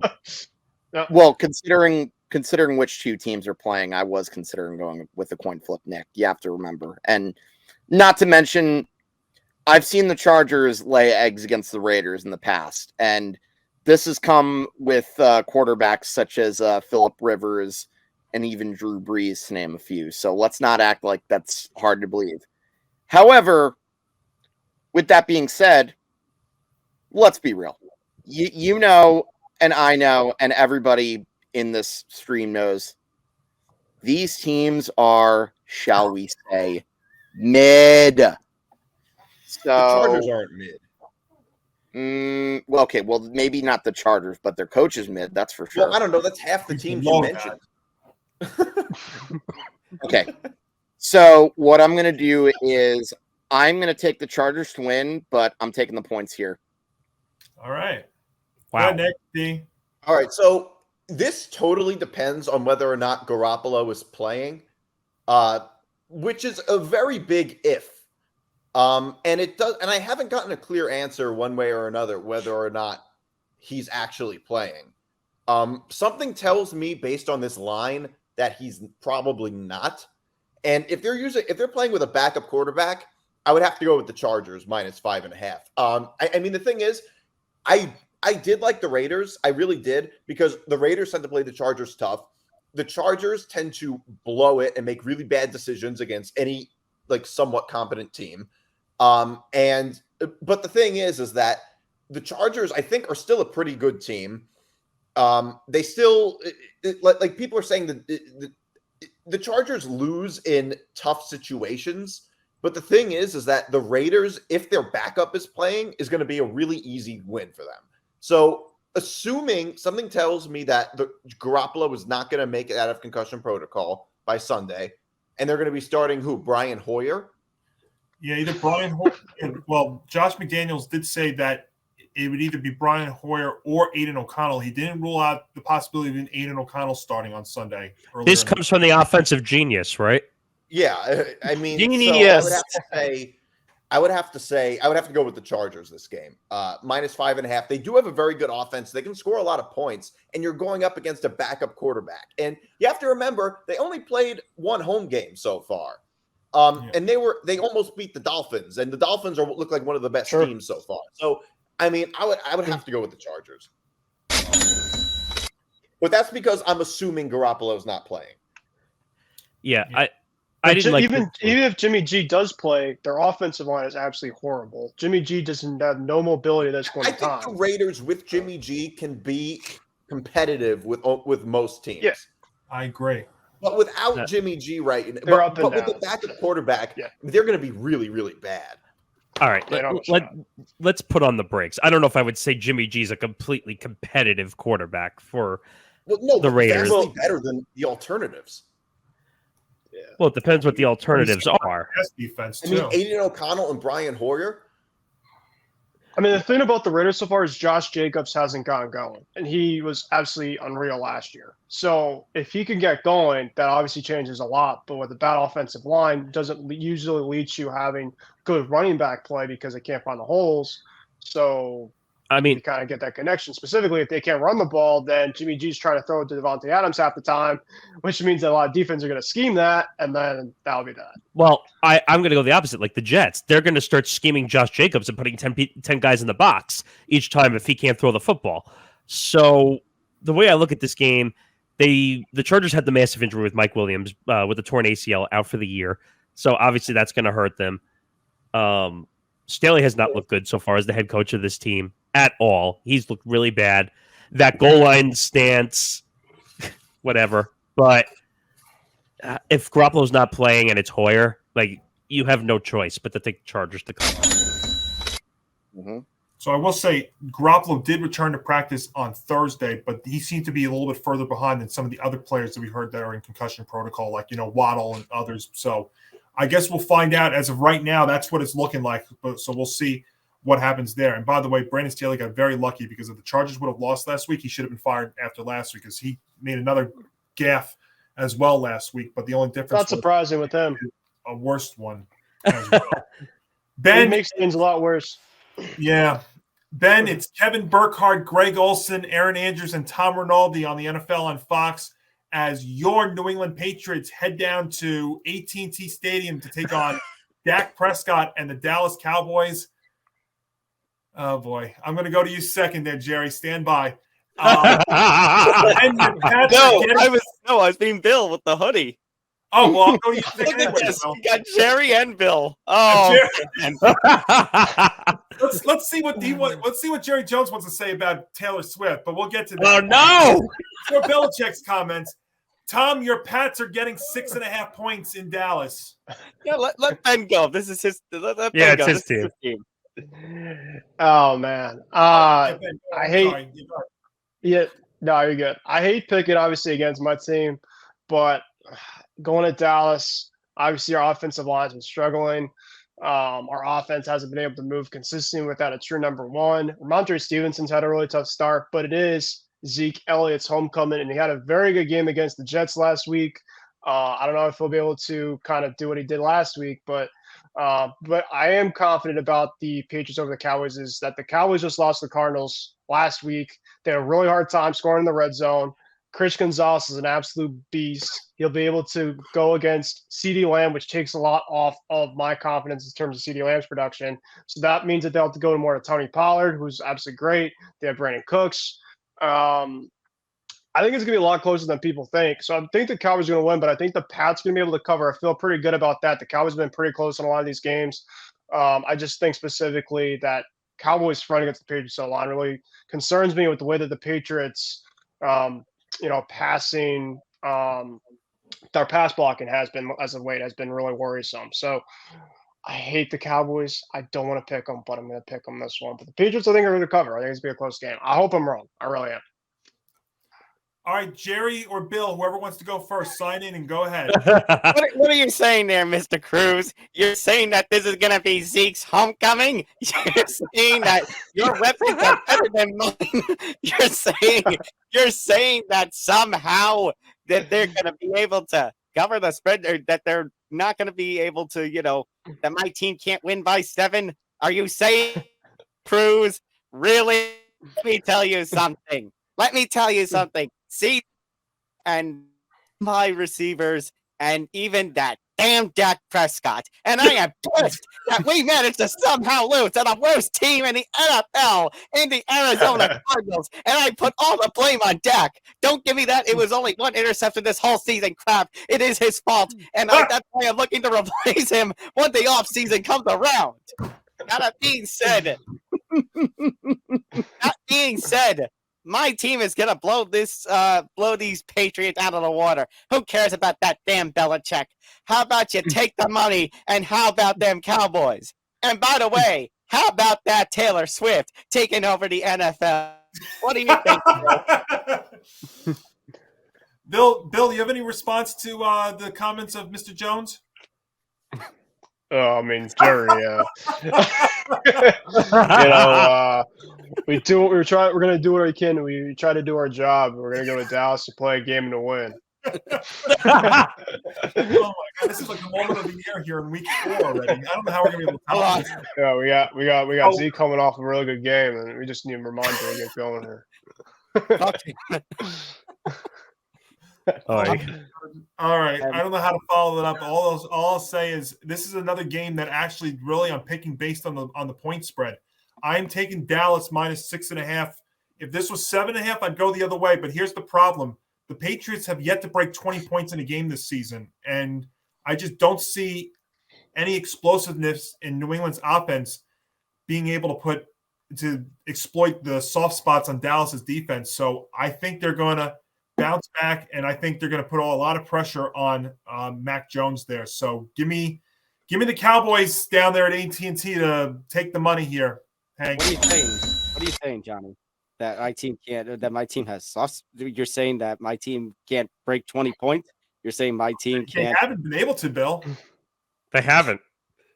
And Trust if me, that's the case, nothing would make me feel better on Sunday heading into Sunday Night Football than seeing the Patriots upset the Cowboys. But I just realistically, oh, shut up, Matt Albano. all right, Hank, go ahead. We barely could beat Zach Wilson, so I definitely understand. Oh, sorry, guys. All right, but it was bad for us. Am I going to do it? Is this going to be the game where I go with the lock of the week? Oh no! Oh no! No, not quite. I'm still going to take the Cowboys to win, but I'm not as confident. But don't worry, I will get to my lock of the week pretty soon. And once I get Indictor. No, Tom, trust me. I know what my lock of the week is. I was just teasing you there for a minute. I did that on purpose. Who are you taking, Hank? I'm taking the Cowboys. Cowboys. Okay. Well, at least you can take a winner. Shut up, Jerry. Nick D? I agree. Dude, I'm going with Dallas. The Patriots offense really isn't good. I'm not really sold on the team at all. And they're also going on the road. So we haven't seen them on the road yet. So we don't really know what we're getting. So I'll have to go with Dallas. All right. That loss against the Cardinals. Well, all right, Jerry, it's time to piss you off a little bit. So I am taking the Patriots in an upset special. Wow. What? Yeah, I'm taking the Patriots in an upset special. The Cowboys completely proved to me last week that they were an embarrassment in the NFL, losing to the Cardinals. Wow. Also, I hope you're right. and on top of that, everyone says, "Oh, the Cowboys." ESPN makes a living off saying the Cowboys are going to be the best team in the NFL. And they're wrong every single year they say it. The Cowboys are not as good as they make themselves out to be. They have a top defense, but they have no offense to show for it. Dak is not a trusted quarterback. And, hey, Jerry, I would cut Dak while you have the chance right about now and find another quarterback. You don't think if it didn't cost me my money? Of course I would. But for you to say that the Patriots are going to upset, you're calling us an embarrassment. Nick Morgasen, you are the embarrassment around here. But, yeah, I have no faith in the Cowboys. Upset special. So Nick's going to full upset special with New England plus 6.5 in Dallas. Wow. By the way, I just want to make an add-on comment. That Taylor Swift, she is something. Oh, man. And we'll get to that in just a moment. Well, I'll tell you what, guys. We have 3 games. If you're keeping track at home, we have 3 games left this week, and we still have 5 bench locks that we've got to use. So this is going to be fascinating. But let's go out west of San Francisco. It is Kevin Kugler, Mark Sanchez, and Laura Oakman on the NFL on Fox as the Arizona Cardinals, off that big upset win, go to San Francisco to take on Brock Purdy and the San Francisco 49ers. And the Niners, a 2-touchdown favorite. I'm going to go here first. So obviously they look like the 49ers look like they're the most balanced team in the NFL. But I have to tell you what, I have been totally wrong on Arizona because they have played every one of their 3 opponents tough so far, despite being in the middle of a rebuild. So with that in mind, a 2-touchdown spread is quite a big ask, even for the Niners. So I'm going to take the Niners, but I'm going to roll with Arizona plus the 14. Like it. And make it at least, even if it's a 13-point game, you know, it's really a tall order. And Arizona has been in pretty much every game for the first 3 weeks. They just haven't really been able to finish. I know they dominated from the start and were able to finish against the Cowboys, but it's too early in the season for me to take a 14-point favorite. And as dominant as the Niners have looked, and I know they've actually had a few extra days to rest too, but Arizona, to me, maybe I'm jumping on this train 1 week too late, but I'm going to take the points with Arizona, but I will take the Niners to win. Hank?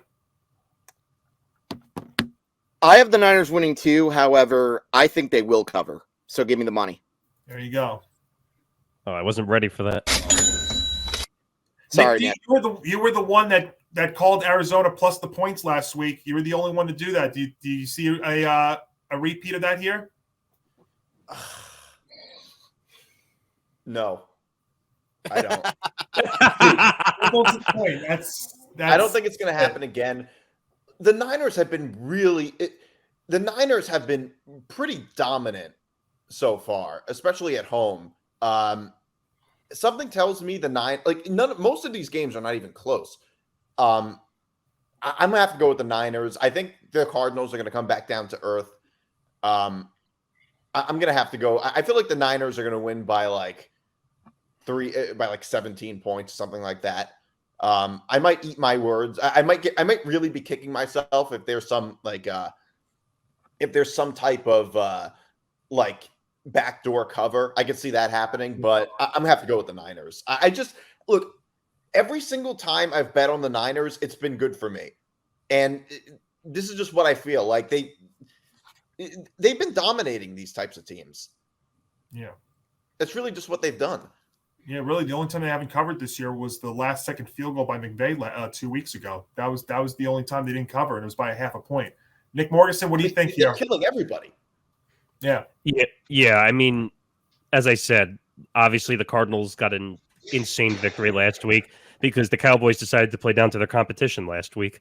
But I'm going to say the Niners are they're a great team. They have plenty of offensive options. They have a decent defense. The Cardinals are not a good team, but we said that last week, and somehow they managed to beat the Cowboys. I'm going to take them to cover. I just think the Niners are such a dominant offensive team that they'll find a way to win by 2 touchdowns.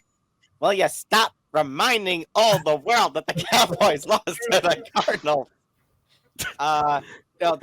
Guys, look, the 14 line kind of scares me from picking this as a lock, but I'm confident that the 49ers can win by at least 2 scores. And it's not a knock on the Arizona Cardinals, because give them all the credit in the world for what happened last week. Give them credit for the fact that they nearly beat the Giants despite having that second half choke. It's not a matter of, and when you look at honestly any of these 49ers games, when they play the Cardinals this week, when they play the Giants on Thursday last week, none of these games is a matter of the other team being bad. It's a matter of, like Johnny said, that the 49ers are one of, if not the most complete team, at the very least in the NFC, if not all of the NFL, and are really showcasing himself as somebody who, could give the Eagles competition at the very minimum for the NFC crown. So I'm going to take the money on this one. Ben? So I was trying to find strategies in terms of finding the ways for the Cardinals to cover in this game, but the 49ers have scored 30 points in all their weeks so far, exactly 30. So, and part of me last week, I thought that the Giants actually played them pretty tough in the first half until the Niners really kind of took advantage in the second half. But Deebo Samuel might be out, but even with that, it's going to be kind of like the Dolphins. I want to say the Dolphins against the Broncos last week, because obviously, my God, the Broncos are that bad. But the 49ers could be able to kind of overcome some key injuries, even if Deebo is out. The Cardinals have faced the Cowboys with a very thin offensive line from the Cowboys last week, with some injuries. Offensive line with the Giants is very suspect. And then they also faced the Broncos offensive line, which is very suspect. The 49ers offensive line is very good. So I think specifically that with the Cardinals here, I just don't think they could be able to keep up, within that 2-score range. So yeah, give me the money here with the Niners. But I do think if the Cardinals do cover specifically in this one, I wouldn't be shocked either. So there we go. So we're all in agreement the 49ers will win. I'm going to try it, though. I'm going to see if Arizona can cover the 14 points out at Levi Stadium.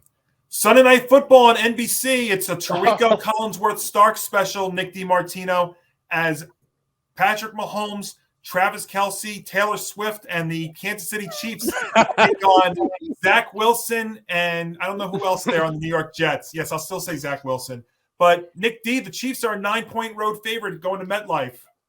Oh yeah. The Chiefs are going to kill us. Even if they play a bad game, they'll win by 2 touchdowns. So I'm taking the Chiefs as my lock of the week. There you go. Yeah. this is my lock of the week too. Like, you really think I was gonna go like any other way with the Chiefs against the Jets? The Jets put Dwayne Brown on IR. That was one of their big guys. Their running back situation is a mess. Dalvin Cook can't stop fumbling the football for the running back position. Zach Wilson can't be trusted to throw on 3rd and long because they keep doing pin downs on 3rd down because they don't trust him to throw the football. I mean, seriously, if you're just going to do pin downs on... Yeah. This needs to happen. Like, they need to get shellacked. Yes, they absolutely need to get shellacked. Need to be demoralized. That's the only way they're going to make any changes. And honestly, Nick, it's like what I told you yesterday on or the other day on ETV that even if Zach Wilson could play great, your offensive line is a whole bunch of bowling pins, and the Kansas City Chiefs defensive line is a whole bunch of bowling balls, and they're just going to go right through and knock. You know what? I'm going to go full disclosure too of what bet I'm putting down on this too. I don't do this at all. Okay. I'm putting a $50 bet on the Chiefs to cover. Wow. That's what well, I earned it off a bonus bet from DraftKings. But yes, I'm putting it down as a $50 bet to cover the -9. There you go. All in. Bench lock and a $50 bet on Kansas City minus the 9. Tom, what do you think? Who do you think I think? Exactly. What do you think? Take the money. I'm not using the lock, though. What? Okay. Ben? So, obviously, I wish this was Patrick Mahomes against Aaron Rodgers because we have not seen that matchup yet. Ever since that Patrick Mahomes came into the league, it's just so unfortunate. But I think that with Taylor Swift back in attendance, and with the Chiefs specifically there with Travis Kelce, that's another anytime touchdown. Yes, I don't do a lot of betting, but that will be another touchdown with her in attendance for sure. Zach Wilson against that Chiefs defense. This gives me a lot of Chiefs-Bears feel. In a way, I don't think it's going to be that much of a blowout specifically, but I just don't see Zach Wilson being able to match up in terms of what that Patrick Mahomes team, especially with the way that they were able to score points last week. I know it's the Bears, but yeah, I think with the Chiefs going to be clicking, Sunday Night Football, Taylor Swift in attendance, give me that -9. By the way, I just want to throw one more out there as well. I don't know why DraftKings is doing it, but they're throwing a boost out there of +100 on Travis Kelce to put up 20 yards in each half to make 40, but it has to be 20 in each half. The easiest money you will ever make on a game. But you can only bet $25 on it. I understand, but it's the easiest money you're ever going to make. Yeah, that's There's true. some fine print to that. It's literally you can max up to 25 and you get +100 odds. Like Nick was telling before, it's 25 to win 25, cashing out 50. Okay. So, Ben, you took Kansas City, right? I did, yeah, definitely. Okay. Oh, by the way, I totally agree with Ben. I don't know about you, but I think the -9 isn't enough. I think the Chiefs will win by 22. Oh, there it is. Yes. Well, I guess then we're not going to hear welcome. And somebody. Wow. Nick, he just get rid of himself. Yes. But nice one, Tom. All right, let's see what kind of Taylor Swift plug I can make here. So she has a song that actually is called "Welcome to New York." Oh God. This game's at MetLife Stadium. I wonder if they're going to be playing that at MetLife. Well, they'll play her songs all night. They will play her songs at the stadium all night. Wait a minute. Too many puns, though. So I'm not going to add on to the puns. It's too easy. Wait a second. So Fox asked her originally if they could play her music on the broadcast. She said no. Really? Well, I'm talking about at the stadium. I'm not talking about an NBC. No, but I meant in general. They asked her to play her music, and they said, and the record company and her said no. Look, during the broadcast, is so powerful. That's fine. No, look. First off, the best musician that's going to be there is Carrie Underwood's intro anyway. Yes, sir. No, listen. Taylor Swift is her music's outstanding too. But I'm just saying that might be the only bright spot about this game is Carrie Underwood's intro, and then you're going to turn the set off anyway. The reason why I could give the Jets a chance to at least cover the spread would be their defense, but Kansas City's defense has been absolutely dominant since Chris Jones came back. Even all 3 games this year. Guys, I can't find a way for the Jets to even cover. I've been trying all year. I had them opening week, but since then I can't see it now. Could I find could the Jets get a pick 6 from Mahomes? That could be the only way, but I can't find a way to do it. I'm going to take I'm going to take Kansas City, and you just hope that Zach can make it through this full game. Otherwise, are we going to be seeing Tim Boyle? I don't know. Tim Boyle. You're going to have Zach Wilson's going to have a bunch of boils on his body when he gets sacked like 10 times. Simeon's inactive. Oh, Boyle, you mean like Elmer from Fairly Odd Parents? Yes. And stop telling and Jet fans, stop telling me that Trevor Simeon's a better option than Zach Wilson. All right? He hasn't taken a snap since 2018. Whatever, 2017. Or some fans said 1,000 times better than Zach Wilson. Oh, please. Wait, but me, we have Colin Kaepernick, who hasn't played since 2016, about joining the squad, and we're telling him no. But Trevor Simeon's okay. Yeah, good job. Really good job. Yes. Wait a minute. There'll be more. Wait a minute. Next week. Kaepernick begging to be on the practice squad, not just asking, begging to be on the squad. That letter comes out after the fact that the Jets signed. That was after the fact that the Jets signed Simeon, but the note came out a week prior. But we'll spend plenty of time on that. By the way, okay, go ahead, Hank, and then I'll say. Go ahead. All right, so I'm going to do another impersonation for this game just for the hell of it. Oh, no. And with this one, I am going to, use a little bit of necromancy here because even though he was traditionally a Monday Night Football announcer, I'm going to go with him for Sunday night. Welcome to Sunday Night Football between the New York Jets and the Kansas City Chiefs, with Patrick Mahomes going up against the awful Zach Wilson. And oh boy, we are gonna get an ugly one here. And the only reason we know that this game is even gonna be relevant is because of Taylor Swift possibly being in attendance because of her lover, Travis Kelce. Now, having said that, we are gonna take the Kansas City Chiefs as a lock for this game. No doubt about it. I'm Howard Cosell. I'm gonna tell it like it is. I forgot to mention for that Chiefs-Jets game, I'm picking the Chiefs the -9 and my lock. Okay. There we go. We got 4 locks there. I just want to say one thing. I'm picking a lock for that one. I have a multiple choice for this game. Bad blood, blank space, or shake it off. That's my multiple choice for this game. Yes. Yes. Essentially, yes. All the above.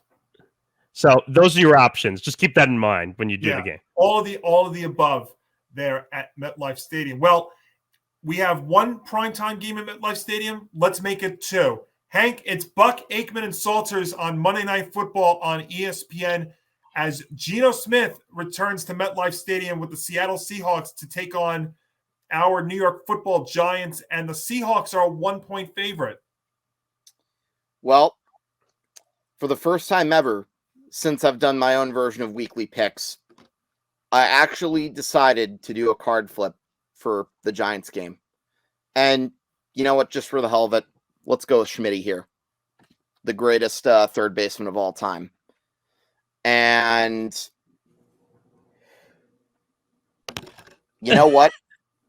My gut, this may sound stupid, but you know what? I'm actually going to go with my heart here. I think the Giants can find a way to rebound and win this game because, look, don't get me wrong. Is it a flawed team? Yes. We saw what happened the past few weeks. But, I'll give the Giants this. For the most part, they did hang around with the San Francisco 49ers. Any other year, we probably would have lost this game, I don't know, say 55-0, especially if we had that, you know his name, the coach who thought it was a good idea to run a QB sweep deep in his own territory. And what about, or maybe that other coach, you know his name, the guy who looked like he could have been a gym teacher from a middle school and benched Eli Manning for no reason.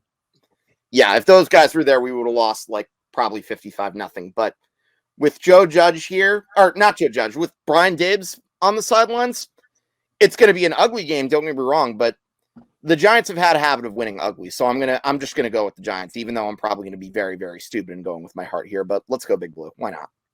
All right. I like your thinking. I'm all right. Since I'm the other Giants fan here, let's see what we could do here. Well, actually, you have 2 more Giants fans. I'd say I'm here. Oh, I know. Oh, that's right. Yes.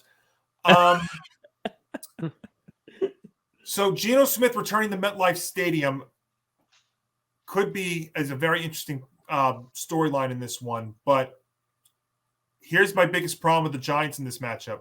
What does Wink Martindale, the defensive coordinator, love to do? He loves to blitz. And Geno Smith is excellent against the blitz. Yeah. So I've got Seattle winning this. I think it'll be close, but you look at what Seattle's done here these first three games. I mean, they've put up 37 points, 37 points twice.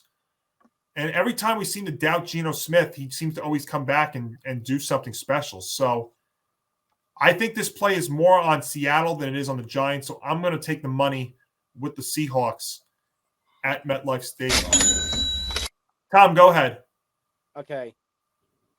By the way, Nick DiMartino had to quickly run, so he gave me the pick. He is picking Seattle +1. The Giants, he says, notes are 0-3 against the spread. Did he use his lock earlier in the show? Was he one of the ones He who used picked it on the Yes. Sunday night game. Yeah, the like Sunday I night game? Okay, before he got okay. So I mean, he's right. The Giants are 0-3 against the spread. Johnny, you're right. Wink Martindale likes to use the blitz, and to his credit, it has succeeded in the past. But against some of the competition that the Giants are going to be facing this season, it isn't going to work. Geno Smith coming into MetLife Stadium, where he's played with both teams who play at MetLife Stadium. He's been a Jet. He's been a Giant. And not only is he good against the blitz when it comes to running, he's going to have Tyler Lockett. I expect DK Metcalf's still going to play. Ken Walker has impressed in his second season in the league. So, yeah, it doesn't look and if they can put off 30+ points against some of the competition they've already faced, it's going to look really bad. So, yeah, credit to the Giants for how they play against 49ers, but it's not going to help them. And this isn't like a double-digit line or a -9 like you got there with the Chiefs or with the 49ers. This is a 1-point line. So I know Hank was going with this heart, and it pains me to go against it. And you know what else I haven't done? I'm the sole person who hasn't used their lock. I'm sorry, Big Blue Nation. I lock Seattle against the Giants. No. Oh, man. Tom's man. Tom's 2 for 3 on bench locks this year. So, I mean, the odds are in That his breaks favor. my heart. Should be 3 for 3. I should be 3 for 3 and getting screwed by the Chargers defense. What was the one you lost? Oh, The Chargers defense against Tennessee. yeah, that was rough. Nick, go ahead. Yeah, well, I think this is all kind of foolish, partially because again, we don't know if Saquon's going to play, so I feel like we're all jumping the gun. He's not going to be 100%. Right. So I think if he's not 100%, they're not winning this game. That's their offense. Like we could, and I'm sitting with 3 other Giants fans here. I'm going to say, oh, well, Daniel Jones gets on the football. I wouldn't say that he's exactly whizzing the football like a Patrick Mahomes out there. He doesn't have the greatest wide receiver options. I mean, like, it's either Saquon or bust for this team right now. So I'm taking Seattle. I think my gut is telling me if Saquon doesn't play, they're going to win by a touchdown. So I'm taking them on. All right, Ben. So this is actually a really intriguing game. I think that the Giants are going to be possibly maybe able to make it close. If Saquon is back, that obviously changes a lot. But I'm going to go with the Johnny phrase. I'm going to go with the checklist here. Daniel Jones in primetime games. Oh, not very good. No, it's not good. So I'm going to go based on that specifically. Sorry to my Giants fans. I don't like Seattle a lot either, but Geno Smith, that offense with Kenneth Walker, Lockett, DK, and I'm just really worried about that Giants offensive line right now. They have a lot of holes, especially with Andrew Thomas's uncertainty. So I'm going to go with the Seattle to cover the -1. Yeah, just for the record, we do not have a Daniel Jones checklist. That is Kirk Cousins checklist only here on each. I didn't want to do it to you, Johnny. I know the numbers. He's 1-11 in prime time. I mean, I saw it. When I was doing my research. I mean, it's there, but I mean, Jones has had his moments too. I mean, this year so far is not on him, but the injuries are a factor, though. You know, Nick's right. Saquon not being there is we don't know his status. I know he returned, did some stuff on Thursday, but it's hard to say what he's going to be come Monday. It really is. I mean, the Giants do have some weapons. We've seen that. Like Waller's been all right. You know, I actually do like Jalen Hyatt from Tennessee in the third round. I think that's going to be a steal in the future. They've got some guys, but the offensive line injuries, I mean, both lines have been a disaster so far. I mean, you can't underestimate. They can't protect Jones, and they cannot get to the quarterback. I mean, it starts in the trenches. You know, the Giants' 2 Super Bowl runs most recently were started in the trenches, and they're nowhere near that right now. And that would be the thing that scares me the most about the team through 3 weeks. But we'll see if they can get a big win here. It's a big swing game for them. It's a very intriguing week here in the league. This is, again, another kind of week where we can have all great weeks or all disappointing ones. It's that kind, but it's going to be a 14-hour football Sunday after a 12-hour college football Saturday. I'm looking forward to it. You know, guys, this was a lot of fun already. 4 weeks through, just about the quarter mark of the NFL season. The next time I see you all, it will be October. So enjoy your weekend. It should be a lot of fun. Yeah, I think it'll be good football, hopefully. Yes, absolutely. And you know what? At the end of the day, football is football, and we'll enjoy it all. And folks, thanks again for joining us. Of course, plenty of ways for you to follow us and check us out. You can check us out on social media at GameOnETB on Facebook and Twitter, at GameOn_ETB on Instagram. Our personal handles are right there below our names here. You can also check us out on YouTube.com/ETB Network, where if you like our Football Fridays, our Monty Moments, all of our content, leave us a like. If you're new, hit that subscribe button as we're north of 550. And, of course, have your notifications set so you never miss another ETB program. Also, you can check us out on etbpodcast.com for, you know, Hank's Picks written form for all of our great blogging content from all of our from all sports and all things. And if you can't watch us, you can check us out on the go. You can listen to us wherever you get your favorite podcasts on the go. So, guys, you all have a great weekend. For Nick Morgasen, for Tom Albano, Ben Kruse, Hank Indictor, Paul Lombardi, and Nick DiMartino, I'm Johnny Montalbano. Have a wonderful weekend, everybody, and we'll catch you all again next week.